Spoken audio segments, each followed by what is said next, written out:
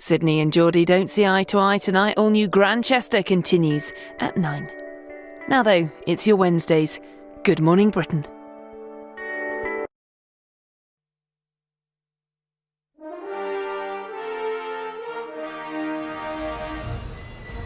Good morning, Britain. Welcome to a special edition of the programme live from Brussels. A city in shock, yet defiant. A city like Paris just a few months ago, torn apart by terror.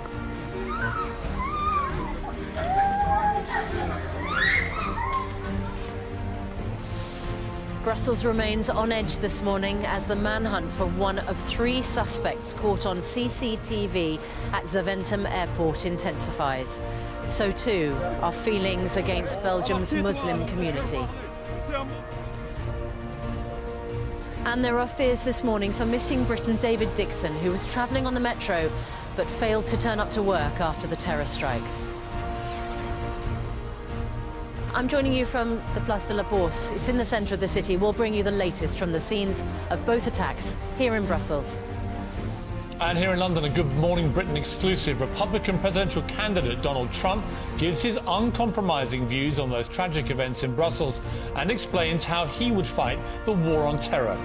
They're protecting each other, but they're really doing very bad damage. And they have to open up to society. They have to report the bad ones. I would hit ISIS so hard you wouldn't believe it.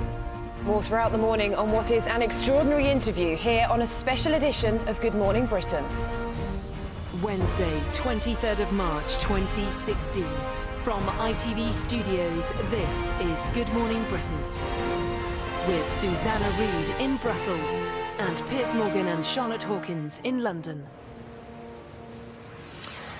Well, good morning from the heart of Brussels, and our top story this morning is that massive manhunt which is underway for a suspected Islamic State bomber after those coordinated terror attacks yesterday in the city which killed more than 30 people and injured hundreds of others across Belgium, across the world, and here at the Place de la Bourse, which has become a focal point for people to pay tribute to those who died. There have been vigils. Here there are candles and chalk messages drawn on the pavement. Less than 24 hours ago, this was a city described as under siege.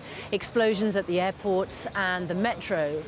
And then since then, a rising death toll and many buildings on lockdown. And today, the beginning of 3 days of mourning. He's the focus of a massive manhunt across Europe and beyond. But where is he?